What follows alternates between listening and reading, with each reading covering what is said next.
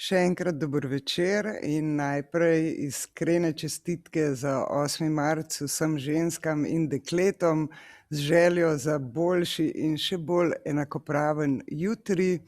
Dobrodošli torej na pogovorov z režiserko filma Asistentka Kitty Green. Kitty Green, welcome.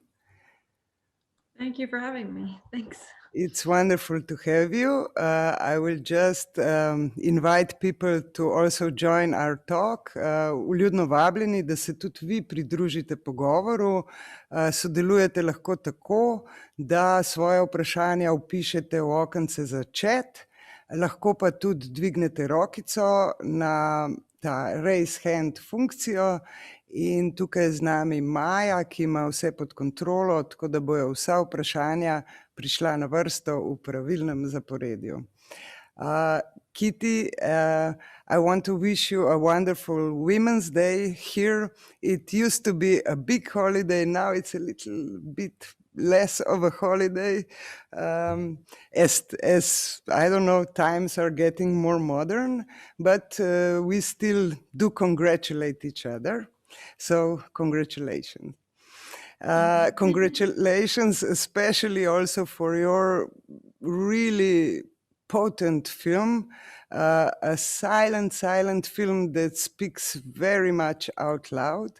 I have invited the people to join in with the questions, but perhaps let me start with one. Your film takes place in the US, but we can all bitterly very much relate to the content of the film. And it's not constructed of much action, but of a lot of detail that seems at first kind of peripheral detail, you know. But how did you gather all this detail and how did you then construct it into this very precise day of The Assistant? Yeah, thank you for having me. It's nice to be chatting with you. I started doing, sorry, it's a long process, but I started, originally I was hearing stories, this is in the film industry, about this kind of bad behavior, about these bosses, like these men like Harvey Weinstein, these figures who were getting away with things that I was hearing about. This is before the news started reporting about it. And I was looking to make a film about this subject, but at the time there was nobody really was able to communicate these stories. We had to kind of keep them quiet because we didn't really know how to communicate our fears and concerns at that time. So I started chatting to college students in America, because on college campuses, they were having a lot of chats about these kind of subjects. And then when the Weinstein story broke, I started chatting to people that worked at the Weinstein Company and Miramax for him. And then I started chatting to other people, assistants who worked for different bosses across America and some in Australia too, where I'm from. And then I started kind of collecting stories, and the stories that I heard again and again and again from all the assistants are the things that I wanted to use, not the things that were very ordinary, the things that every woman or every young person essentially who's worked in an organization that has a toxic environment or that is a unpleasant place to work will have experienced these kind of events essentially. So the things like getting the coffee and doing the photocopying and all the things that are part of being an assistant were very important to me that I included, as opposed to crazy stories. I was interested in more of the kind of, we talk about the banality of evil, how banal it is to work for some of these more hideous, insidious creatures. The actual job is very mundane, it's very routine, it's very just, it's tough work, it's not easy. So I wanted to show kind of what it's like, a day in the life of what it's like to be an assistant that works for someone powerful like that, or a predator essentially. And you do show the environment a lot, and you don't show the bad boss. But for me, for example, his voice and his way of speaking was something really hideous, and this presence of this voice just saying to you something very shortly but very mean, was the scariest thing, really. I mean, the whole atmosphere is scary. But how did you decide that you will not show the boss? Was this decision made already when you started thinking about the film, or did it develop with time? No, I knew I wanted to make a film about women that had women in the center, that was women focused, that was about why women aren't in those positions of power. Like so often in these companies, it's a man that runs the company and the women never get to climb the ladder, we say, like the corporate ladder, essentially. So we're stuck on the bottom of the ladder. We can't get up.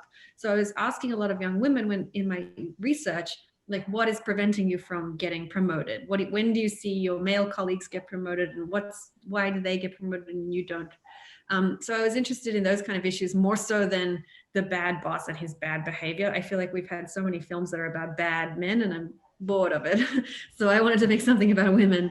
And so that was always, to me, it was important that he wasn't on the screen, that we didn't show the sexual misconduct, that I think we've read enough in the papers. We know what happens in that office. We don't need to see it necessarily on the screen. So for me, that was important, that we were showing kind of everything around the machinery around a character like this, as opposed to exactly what he does, but more the people that are helping. Like, how does he get up into that office? How does she get down? Like those kind of the network essentially was what was interesting to me.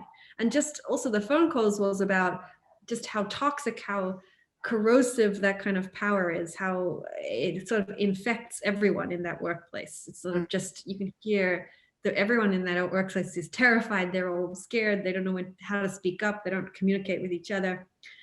So all of that was interesting to me, essentially. Yeah, and in your film, everybody becomes a player in this game, not only men, also women, and not only the powerful ones, but also all the others. And it's really relatable. It's quite precise.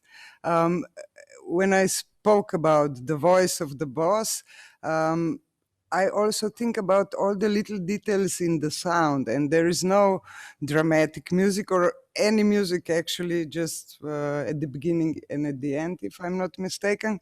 But the sounds really make this atmosphere also a lot. Did you also decide on this before, or did you see it in the editing room perhaps, or so, that there will be, something is dropped, the photocopy machine, I think it's eerie. I mean, I always wanted it to be very authentic, like a documentary almost. It feels like you're experiencing what it's like to live her life. And so I felt like music would be cheating, like these montage with music, it would look like an easy job, but I wanted to make sure you saw just how kind of monotonous this routine was. So I kind of from the beginning said no music, and I wanted to build, but I needed to be able to create tension somehow. So the soundtrack was really important. It was like, how can we make sure we feel when she's tense? How can we feel that as an audience? And so we got a sound designer who recorded all these sounds of fax machines and copy machines and telephones, and he would manipulate the sounds of these things so you can kind of make them higher in pitch or higher in frequency, and you can really kind of feel almost like people getting to boiling point, like a so that was really important to me. So yeah, it was a great process and a lot of fun to kind of build this soundscape, because there's not a lot of dialogue. So a lot of it has to come out of the environment, essentially. Yeah. It's quite a symphony of the banal sounds. It's great. I would ask Maya if there are any questions. I think that some questions came from the public. Maya, we have. Yes, you're right. We already have two questions. Let me start with Neja's question first, or starting with a comment. I think Jane is an interesting mixture of someone whom we pity. We understand her. She's young, needs experiences, needs money. But on the other hand, we are very angry with her because she doesn't stand up for herself more energetically. So how long did it take you to create this character, since we can assume that it's a mixture of many young women today? Yeah, so the film is set before the Me Too movement, before I think that a lot of these women had a space or knew where to go to with their complaints. And for years and years and years, this kind of behavior went on because there was no one to communicate with when you had an issue or a concern. Or you can see the way Jane goes to the HR representative, the human resources, we call it, but that she goes to see him to say, I'm worried about something, or I'm worried about this waitress. And he essentially kind of makes her doubt, kind of threatens her. He says, you may lose your job. He makes it out like she's jealous of this person. So she leaves very rattled and confused. And I think for a long time, that's how these predatory men were able to get away with this kind of behavior, because the employees had nowhere to go with these complaints. And these days we have Twitter, we have places we can speak out against things we think are wrong. But I think at the time, for so many years, this kind of behavior went on because people didn't know what to do or who to tell or who to trust. So yeah, the character's in a very difficult position, but also she's not, it's very, there's not a lot of character in there. You don't get to know much about her. You know, she has two parents. That's about it, really. There's not much detail, because I really did want it to feel like every young woman's story who's ever worked at one of those companies. So I didn't want it to feel too much like it was just one person and what she was like. And unfortunately, this kind of behavior was going on for years, like I said, yeah.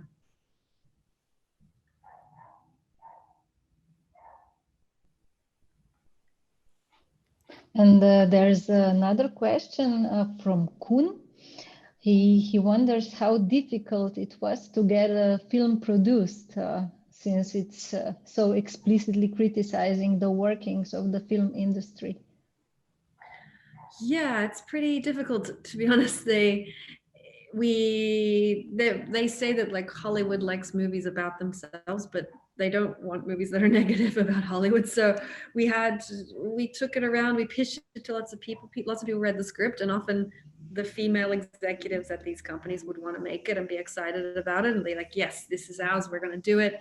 And then the next day they email us and say, sorry, my boss, he's a man, he doesn't want to do it. You know, so there was this kind of again and again and again, this sort of story about, I think companies also were afraid to take it on because that kind of behavior went on at their company for a long time. And so that they don't want to have to think about it. It's easier to just ignore it and not think about it.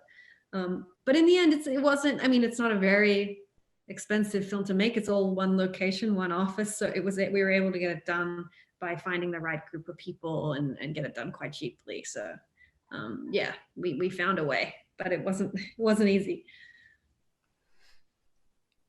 Are there some other questions from the public? Yeah.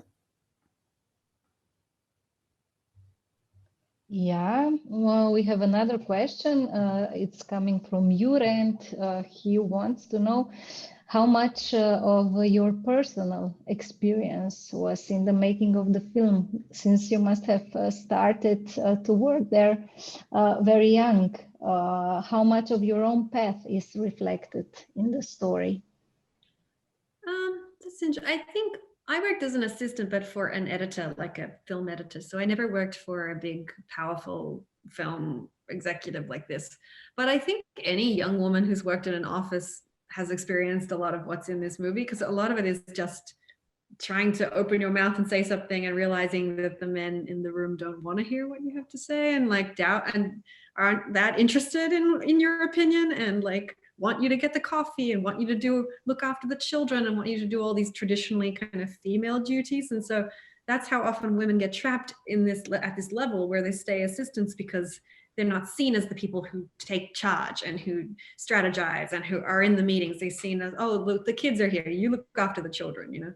And so I think a lot of those little things have happened to me over the years, or happened to my close friends. And I think that's pretty common, unfortunately. So I was hoping that if we can highlight these littler moments, rather than like look explicitly just at one problem, if we look at the culture, which is kind of keeping women out, I think, and is sort of structured against women in power, essentially, then that was kind of what I was hoping to highlight, hoping that that will change things if we can kind of illuminate it or show, amplify these kind of tiny, tiny moments and how they can affect somebody's self-confidence, their career trajectory, everything. And we have another question from Kun. He says that he read that Chantal Akerman's Jeanne Dillman was an important influence to you. Can you tell us something more about that? And connected to that, did you ever consider giving the assistant Jeanne Dillman's type of ending? Yeah, that's good. I mean, I was a big fan of Jeanne Dillman from when I was younger, and I just think it's an amazing feminist work. Like, it's incredible. And it is about routine and women's work, and all of these sort of thematically, these two films are very connected. So I was visually trying to reference it sometimes, like a lot of those wide shots. Jeanne Dillman's all in wide shots. I don't think there's a single close-up in that film. So we were trying to do a lot of wide shots, but we also had this amazing actress, Julia Garner, who has a very expressive face. And as soon as the first day when we were on the set, we were like, oh, the camera was up close, and we're like, oh, she's so amazing to watch. So we kind of needed to get in a little bit closer than Jeanne Dillman does. But yeah, it's definitely a reference and a big influence on this film. And the ending of Jeanne Dillman is quite shocking. And I was, because I'd spoken to so many women who worked for these companies and didn't see a way out and didn't see a way they could take action and things like that, I did feel like I kind of had to, it is a kind of a bleak ending, I must say, because I felt like those were the stories I was hearing at the time. So yeah, it's maybe and we need to do a sequel where we end it with a shock. And we have two more questions. Aliki wants to know, did you look for the actress to play Jane very long? How did that happen? No, I had seen her in Ozark on Netflix, and in The Americans, another show about the Russian spies in America.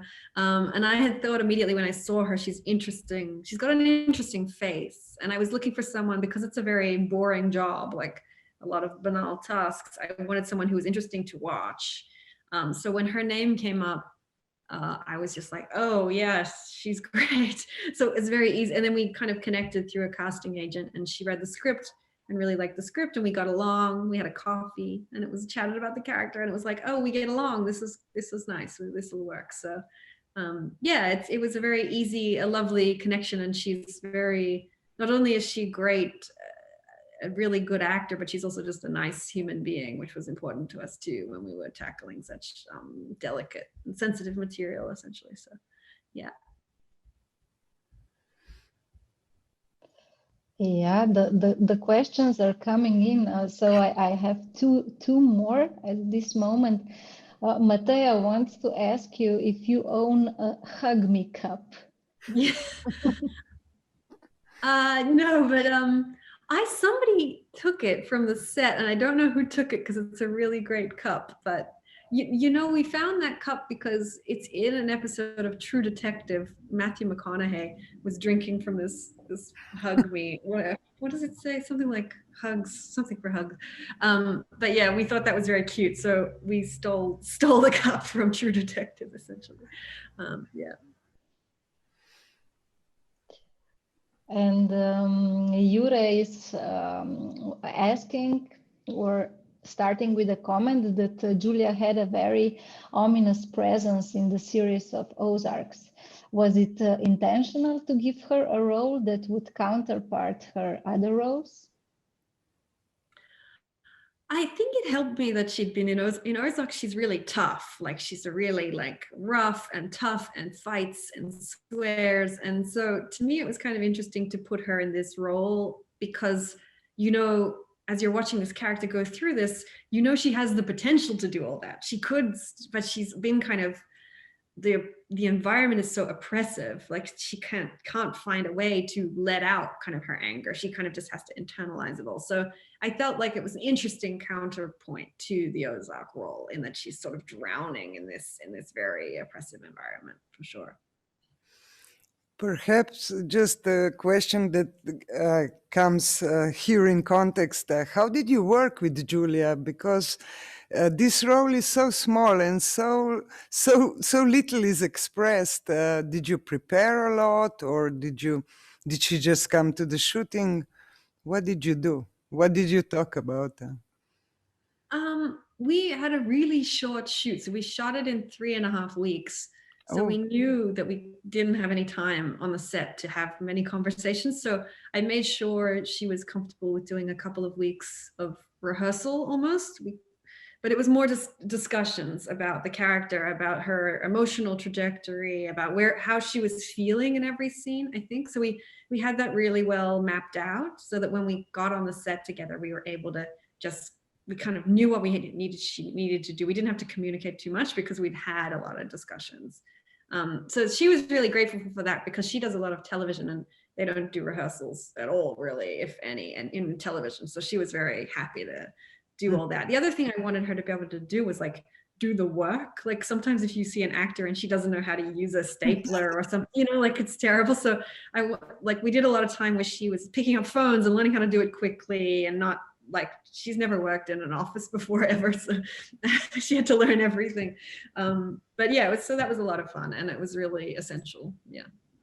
And about the other cast, how did you pick the other ones around Julia? Because they all seem very much in their place.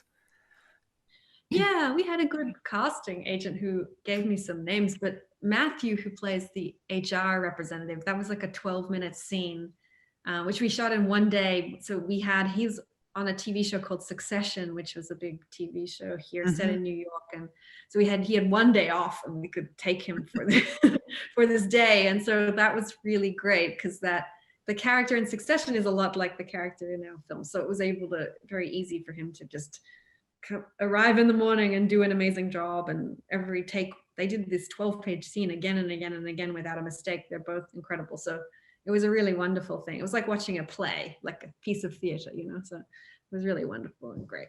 Yeah, also in this one scene, he really does, he starts out so nice, and he's a scary guy, really. Yeah, exactly. Yeah. Yeah. But then I was thinking about, because the film is very meticulously made with all the details and close-ups, and so did you have all of this prepared in advance, or did you then move in the separate scenes or parts of the film? I have it pretty clearly in it. I like to draw storyboards and things, so I'm always mapping out how it will look visually before we get onto the set. So we didn't have any time really to experiment. We had to just shoot. So it was clearly like plotted out, and I knew task by task what everyone would look like when they'd be in close up, when we did a lot of shots like overhead, like looking down on her desk, and so all of that was very well thought out, so that it would cut in a way that felt like it had motion, even though not much is happening. But yeah, it was a very deliberate process for sure. Would you say that also the color palette you chose to be like, I find it kind of realistic, but not really, and I find it kind of gentle, like Julia is gentle, although bleak. It's a very strange and very nice combination of pastel and darkness. I don't know. Yeah, thank you. I mean, it's a gray office, so we didn't have much choice in terms of like mood. You know, we needed to feel authentic to the space. It would feel weird if the lighting was too dramatic when you can see in the wide shot that it's fluorescent lights, you know, so it would be weird if it had so much shadow or anything. So we had to the bleakness, came out of the color palette, came out of lots of grays, lots of dark greens and browns, and nothing really popped. There's barely any red, there's barely any kind of bright colors. But also we watched a lot of Fincher, like David Fincher films like Zodiac and Mindhunter, and we were looking for inspiration there, because he does those cops offices and things very well, and there's a lot of mood in something quite boring, you know, but he finds something in it. So definitely John Dielman and David Fincher were the biggest references for sure. Yeah, this was my next question. So, and do you then talk with the crew about? Do you watch together the films, or did you also talk with Julia Garner about the inspiration in films, or is it just for you? I mean, my cinematographer and I, we've been working together since film school. Like we've done everything together. So we got to the point where we don't need to really communicate that much anymore, because generally the movies I've seen, he's seen, and I'm just like, oh, like X. I think we all watch Zodiac together maybe, but a few things, it was clear. I mean, there's a big Hunger, the Steve McQueen film that's set in the IRA and in the prison. Like there was a lot of those kind of color palette we were referencing. But yeah, I mean, yeah, it's weird. We didn't have much time, so we did just pulled a lot of stills. We often just pick stills out of movies, and I screen snapshot them on my laptop and then keep a folder of those sorts of things. And we reference the still images more so than the actual films. But yeah. It feels so long ago. It was only 2 years ago, but it feels like, because of this pandemic, it feels like it was 10 years ago. But yeah. Is there perhaps, Maya, another question from the public? Yes, we have another question from Neja. She says, I believe you hear lots of comments on the film, and did some of them surprise you? And what were the most surprising ones? Yeah, I mean, I like it when I've had a few people who are bosses who have assistants themselves who've watched the film and said, oh, I'm going to think about how I treat my employees. Like next time I'm going to try and be more clear about the line between professional and personal, like when trying to make sure you're keeping things professional in your office and thinking about equality and what's fair and how to make your office safer. So that's always the best reaction to me, when anyone ever thinks a little bit more about their own workplace and goes into the office the next day, when we could go into our offices, but goes in and is able to, communicate or think about the film in some way. So that's always good. You always get some crazy people that say, a lot of people, to be honest, a lot of people come up to me and say, like, oh, it doesn't happen at my workplace. And then later on, someone else who works at that workplace will say, yes, it does. He just is oblivious and doesn't see this kind of behavior. So there's a bit of that where people miss the point. But yeah, it's been an interesting one. It's tough for a lot of people, I think, and because it's a lot of this kind of behavior people recognize, and I think it makes people uncomfortable. But I think that's a good thing. I think discomfort is what we need in order to move forward. We need to kind of think about how, like, interrogate our own behavior, essentially. Would you say that men and women react differently to your film? Well, I feel like a lot of young men have come up to me and said they work for female bosses, but it's a similar environment and I think these kind of abusive environments are everywhere. It's not based on gender necessarily. So yeah, I guess it depends on your own experiences. A lot of men have said to me, oh, there's things I've done that maybe I shouldn't have done. Like when that scene when the boys correct her emails and they're reading the email for her. And it's just a bit much, like you can, even the way they're leaning over her chair, like some men come up to me and say that they've had to think about that. And maybe there are some things that they can do they shouldn't do in their workplaces, which is great, a good reaction for sure. Yeah, I think it's a lot, the film is a lot about the power game, that also all the protagonists that are around the place or that only come into the film for one scene, that everything is about power and submission and not to show your weakness and no. And this is the kind of things that make the environments really nasty, I think it's quite important, huh? Yeah, definitely. Do you, you said you only shot for 3 weeks or so? It's quite short shooting. I mean, here films are mostly shot for this time, but we know that proper films can be made longer. How long are you then in the editing room? Is it a place where you actually construct the film, or is it a nice place for you, the editing room? Yeah, I mean, I used to edit. That was my job, and I edited this with the two of us cut it together. We cut it in 2 months. We didn't have much material, so it's not like, again, we have only one scene that's on the cutting room floor that isn't in the film. That we used everything, and it's still not a very long film, so we didn't have a heap of choices. We had to kind of stick to the plan I had going in and hope and cross our fingers and hope it worked, and it seemed to come together, luckily. All that planning really helped, because there wasn't any great way we could change it. Like, we couldn't make the ending the beginning, or like, there's nothing that could be moved essentially that easily. Also, because it's one day and it goes from night to day to night again, and so the lighting has to really stick to that pattern. Yeah, but so it was a quick edit, but I felt like we got what we needed. And the sound design process was about 2 months too, though. I think we spent just as much time on the sound as we did on the pictures. Mm-hmm. It's quite a gem.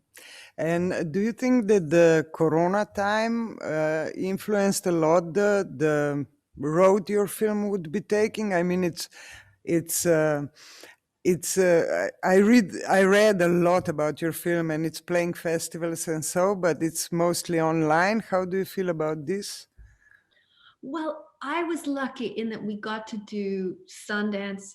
In January last year, we got to do Sundance and Berlin, the Berlinale, and then we did a small release in cinemas in America, and then everything shut down. So I got to do that. I got to chat to audiences. I got to screen it in big theaters. In Berlin, I think it was 1,000 people, like a lot of people in the room. So I was very lucky. I feel very just happy that I got that experience. And then it's slowly rolling out in other countries now, and they're not getting that kind of experience with it, which is sad, but unfortunately that's the way it is. But I got a little bit of it, so I'm happy about that. And I just think as long as people can access it, no matter how, even if they're whatever illegally downloading it, I just want people to be watching the movie. So yeah, I'm sort of happy that we're finding a way to get it to audiences, even in this pandemic, for sure.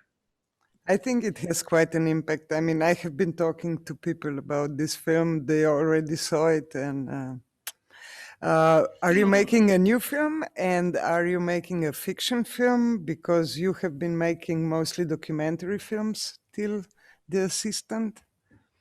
Yeah, I like fiction. I've had a good time in it because I like control. I like the imagery. I like to have control over the visual, kind of the aesthetic. And I think it's a lot easier to do that in fiction.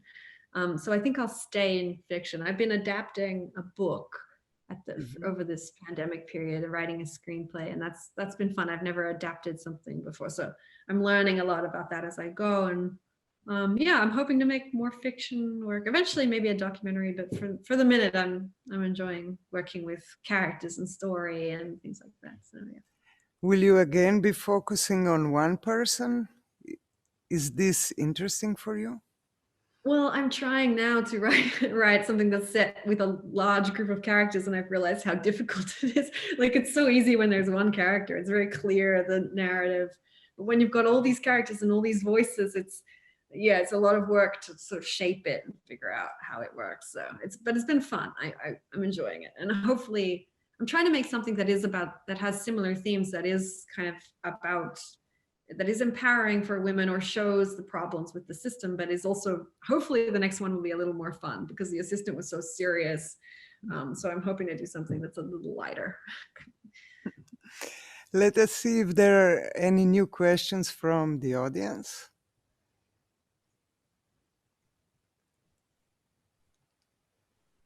No, for now we have no questions. So Varya, you can continue. I actually wanted to thank you, because I think we have spoken quite some about the film. I'm really looking forward to see your next film, so please do it fast and produce it fastly. Would you say that times are changing with the within this work environments and within the position of women in the work environments or in society, do you think films like yours can change a little bit the reality? I hope so. It's a weird time because we're not in the offices yet, or we're slowly going back, but it's not we're not all there. And so I think we'll see what happens when we go back to the office. Because I think at the time when this all, before we shut down, things were getting better. And I felt like my female filmmaker friends were getting more opportunities, and like there was more conversations about how to make the workplace safe and fair and equitable. And we've just been interrupted a bit. So I don't know what'll happen, but I hope we're in the right direction. We're moving in the right direction and things will be a little better. And the more conversations like this, the better, I think, for sure. Yeah, I think we should all talk out loud like your film about the situations, huh? I would like to thank you for our talk and thank you for your film. Tudi vam, ki ste prišli poslušati in gledati film, hvala za obisk. And hope to watch you real soon, Kitty. Thank you. Thank you so much for screening it and everything. Lovely to chat. Thank you. Thank you.